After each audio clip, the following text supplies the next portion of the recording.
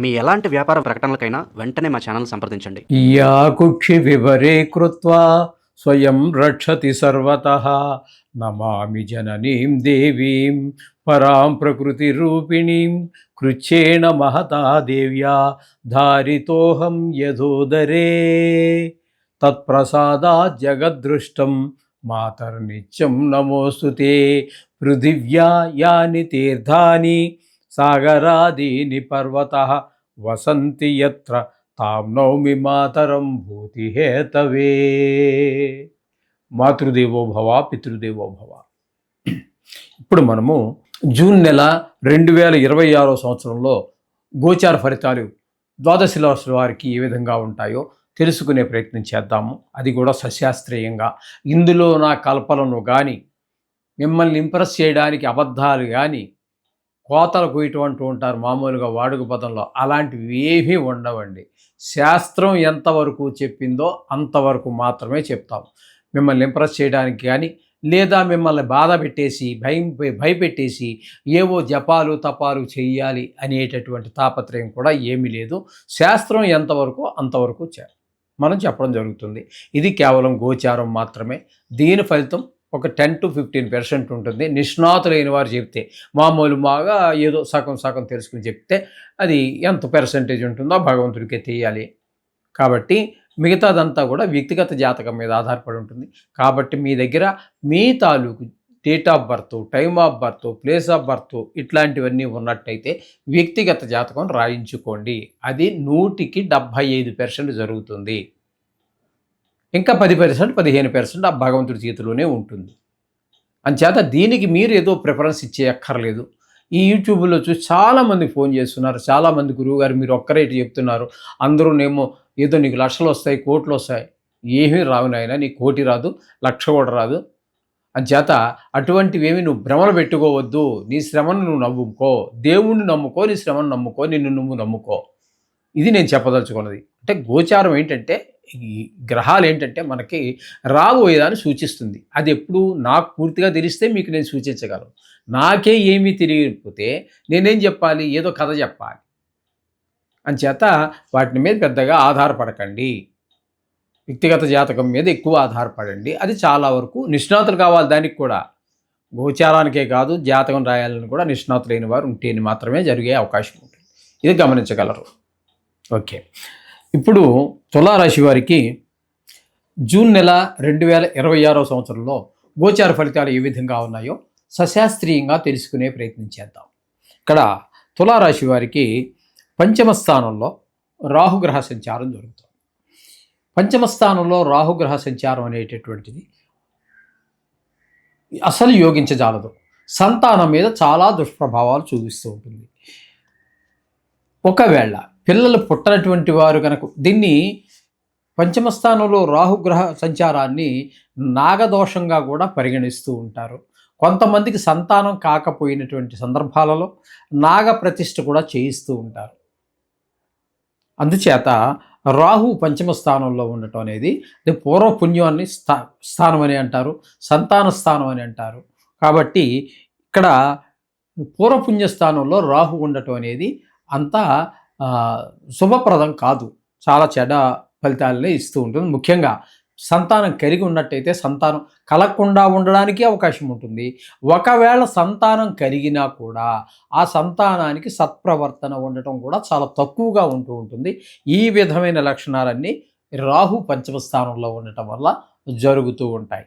ఇక 6వ స్థానం అయినటువంటి మీనంలో శనిగ్రహ సంచారం జరుగుతోంది. ఇది చాలా మంచి ఫలితాన్ని, 6వ స్థానంలో శని భగవానుడు చాలా చక్కటి ఫలితాన్ని ఇస్తాడు. ఇక్కడ ఆరోగ్యాన్ని ముఖ్యంగా ఇస్తాడు. రుణాలుంటే తీర్చేయగలుగుతారు మీరు. అలాగే మీరే రుణం కోసం ప్రయత్నిస్తున్నారు. ఒక ఇల్లు కొనుక్కోవటానికో, లేకపోతే ఒక స్థలం కొనటానికో, ఒక కారు కొనటానికో, లేకపోతే పిల్లల్ని మీ సంతానాన్ని ఉన్నత విద్య కోసం అమెరికానో పంపించటానికో ఇట్లా ఏదో ప్రయత్నం చేస్తున్నారు. మీకు అప్పు కావాలి, అప్పు పుడుతుంది. అది ప్రభుత్వ రంగ సంస్థ కావచ్చు, ప్రైవేట్ సంస్థ కావచ్చు. అంటే మొత్తం మీద మీకు ధనానికి లోటు ఉండదు. అప్పు తీర్చేయాలనే తీర్చేయగలరు, కావాలంటే కూడా అప్పు దొరుకుతుంది. ఈ విధంగా ధనానికి లోటు ఉండదు. అలాగే ఆరోగ్యం కూడా చాలా బాగుంటుంది. అలాగే అప్పటి వరకు మీకు శత్రువులుగా ఉన్నటువంటి వారు కూడా రియలైజ్ అయ్యి, అంటే నిజాన్ని తెలుసుకొని మీ మంచితనాన్ని గ్రహించినటువంటి వారే మీకు మిత్రులుగా సంచారం చేయడం కూడా జరుగుతూ ఉంటుంది. ఈ విధమైనటువంటి పరిస్థితులన్నీ శని భగవానుడు మీకు అత్యంత అనుకూలుడు. శని భగవానుడు చాలా అత్యంత అనుకూలమైనటువంటి ఫలితాన్ని ఇస్తూ ఉన్నాడు. ఇకపోతే కుజుని యొక్క సంచారం తీసుకున్నట్టయితే సప్తమ స్థానంలో ఒక 20 రోజులు ఉంటున్నాడు. ఈ సప్తమ స్థానంలో కుజుడు ఉండటం అనేటటువంటిది 20 రోజులుండి తదుపరి అష్టమ స్థానంలో ఒక 10 రోజుల పాటు సంచారం చేస్తూ ఉన్నారు. 2 రాసుల్లో సంచారం. ఈ కుజుని యొక్క సంచారం సప్తమ స్థానంలో కానీ అష్టమ స్థానంలో కానీ శుభ ఫలితములు ఇవ్వజాలదు.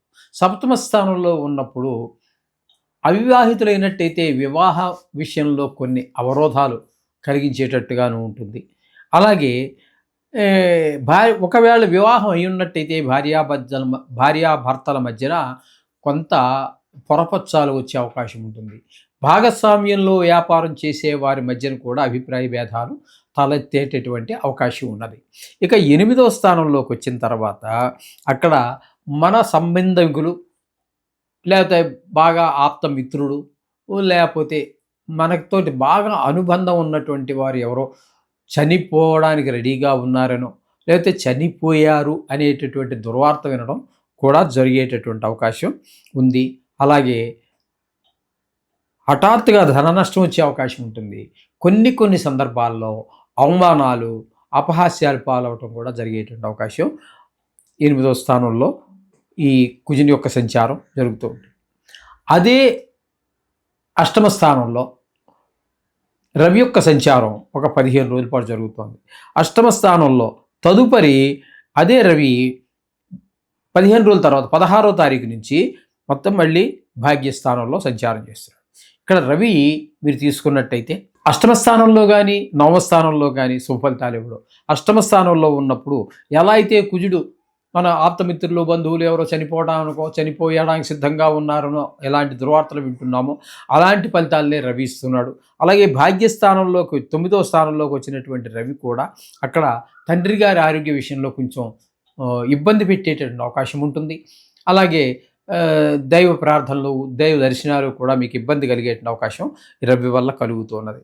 ఈ విధమైన పరిస్థితులు ఉంటాయి. ఇకపోతే గురువు యొక్క సంచారం తీసుకున్నట్టయితే గురువు భాగ్యస్థానంలో ఒక్కరోజు మాత్రం ఉంటారు. అది చాలా అనుకూలంగా ఉంటుంది. ఆ ఒక్కరోజు మాత్రమే. కొన్ని క్యాలెండర్లో అయితే ఈ మధ్యకాలంలో పంచాంగకర్తలు కూడా చాలామంది ఎక్కువయ్యారు. ఎలాగూ వాళ్ళు ఎక్కువ అవ్వకపోయినప్పటికీ కూడా అంతకు ముందు నుంచి కూడా మనకి చాంద్రమానం, సూర్యమానం ఇట్లా రకరకాలు ఉన్నాయి కాబట్టి కొన్ని తేడాలు ఉన్నాయి. కొంతమంది 31వ తారీఖే చెప్పారు, కానీ ఇక్కడ ఒకరోజు మాత్రం చూపిస్తోంది నేను అనుసరించేటటువంటి పంచాంగంలో. అంచేత ఒకరోజు మీకు కొంచెం అనుకూలంగా ఉండవచ్చు. ఆ తదుపరి దశమ స్థానంలో 29 రోజులు. దశమ స్థానంలో గురువు యోగించజాలడు. వృత్తిపరమైనటువంటి ఇబ్బందులు కలగజేస్తాడు. అది ప్రైవేట్ ఉద్యోగం కావచ్చు, గవర్నమెంట్ ఉద్యోగం కావచ్చు. ఈ విధంగా అనేక ఆటంకాలు, వ్యాపారం సరిగా నడవకపోవటం, అలాగే శ్రమకి తగినటువంటి ఫలితం రాకపోవటం లాంటివన్నీ జరుగుతూ ఉంటాయి. ఇక భాగ్యస్థానంలోనే శుక్రగ్రహ సంచారం 8 రోజులు, దశమ స్థానంలో 22 రోజుల పాటు 2 రాసుల్లో సంచారం జరుగుతోంది. 9, 10 స్థానాలలో. 9వ స్థానంలో ఉన్నప్పుడు దాన ధర్మాలు, గుళ్ళు, గోపురాలు, తండ్రి గారి ఆరోగ్య విషయంలో మీకు సహకరిస్తాడు.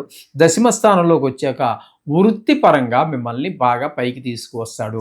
మీరు ముఖ్యంగా సినీ రంగంలో ఉన్నవారు, టీవీ రంగంలో ఉన్నటువంటి వారు, ఇంకా అనేక రకాల కళలు ఉన్నాయి. నృత్యము, సంగీతము, చిత్రలేఖనం ఇట్లాంటి వాటిల్లో ఎందులో ప్రవేశం ఉండి లేదా దాన్ని వృత్తిగా స్వీకరించిన వారికి ఒక మంచి అవకాశం కల్పిస్తూ ఉంటాడు శుక్ర భగవానుడు.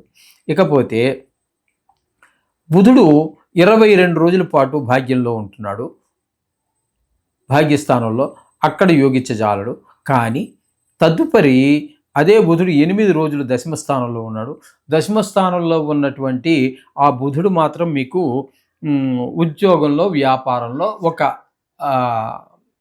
కొంచెం బాగా వ్యాపారం నడిచేటట్టుగా, ఒకవేళ ప్రభుత్వ ఉద్యోగం చేస్తున్నారు, మీ బాస్ ఎవరైతే ఉన్నారో మిమ్మల్ని మెచ్చుకోవటం, ఇట్లాంటివేవో జరిగేటువంటి అవకాశం బుధుడి వల్ల కలుగుతుంది. ఇక కేతువు కనుక మనం తీసుకున్నట్టయితే ఏకాదశి స్థానంలో ఉన్నారు ఆయన. కేతువు మాత్రం చాలా అనుకూలమైనటువంటి ఏకాదశిలో ఉన్నారు కాబట్టి ఏది ముట్టుకున్నా కూడా ధనానికి లోటు ఉండదు. ఏ పని ప్రారంభించినా కూడా చాలా చక్కగా చేయగలుగుతారు. తద్వారా మరింత లాభాన్ని పొందగలుగుతారు. రెమ్యూనరేషన్ పొందేటటువంటి అవకాశం కేతు ఏకాదశి స్థానం వల్ల కలుగుతోంది. మొత్తంగా కనుక మనం చెప్పుకోవాలి అన్నట్టయితే శని భగవానుడు, కేతువు చాలా, అలాగే శుక్రుడు కూడా మనకి చాలా అనుకూలంగా ఉన్నటువంటి పరిస్థితి అంతా కనిపిస్తోంది. కాబట్టి ఇక్కడ మనకి శని, కేతువు, శుక్రుడు 3 గ్రహాలు కూడా అత్యంత అనుకూలంగా ఉన్నాయి. ఇక మిగతా చెప్తున్నాం కదండి, ప్రతి జాతకుడికి కూడా కొన్ని జాతక రీత్యా కావచ్చు, గోచార రీత్యా కావచ్చు, ఏ రీత్యా తీసుకున్నప్పటికీ కొన్ని అనుకూలతలు, కొన్ని ప్రతికూలతలు ఉంటాయి. సాక్షాత్తు భగవంతుడే మానవుడుగా పుట్టినా కూడా ఇవి తప్పవు. కాబట్టి ఇవి సహజం. కాబట్టి దీని గురించి ఏమీ మీరు కంగారు పడక్కర్లేదు. అయినా ఇప్పుడు మనం చెప్పుకుంటున్నటువంటిది గోచారము కాబట్టి మీరు ఏమీ కంగారు పడక్కర్లేదండి. రోజు నవగ్రహ జపాలు చేసుకోండి. ముఖ్యమైనటువంటి గ్రహాల్లో మీకు అనుకూలంగానే ఉన్నాయి. ఒక్క రాహువు మాత్రం పంచమ స్థానంలో ఉండటం అనేది ఈ సుదీర్ఘకాలం ఉండేటటువంటి గ్రహం. అది కొంచెం ఇబ్బంది పెట్టే పరిస్థితి ఉంది కాబట్టి అమ్మవారి గుడికి వెళ్ళటం చేసుకోండి. అలాగే మన నవగ్రహ జపంలో శ్లోకాలు మీరు రోజు చదువుకుంటున్నారు కదా, దాంట్లో రాహు ఉంది కదా, అది మాత్రం మీరు ఈ 9 శ్లోకాలు చదివేసిన తర్వాత ఒక 19 సార్లు మాత్రం ఈ రాహుగ్రహ జపం చదువుకోండి. అలా చేసినట్టయితే మీకు ఇబ్బంది లేకుండా ఆ రాహుగ్రహం యొక్క అనుగ్రహం కూడా కలుగుతుంది. శుభం భూయాత్.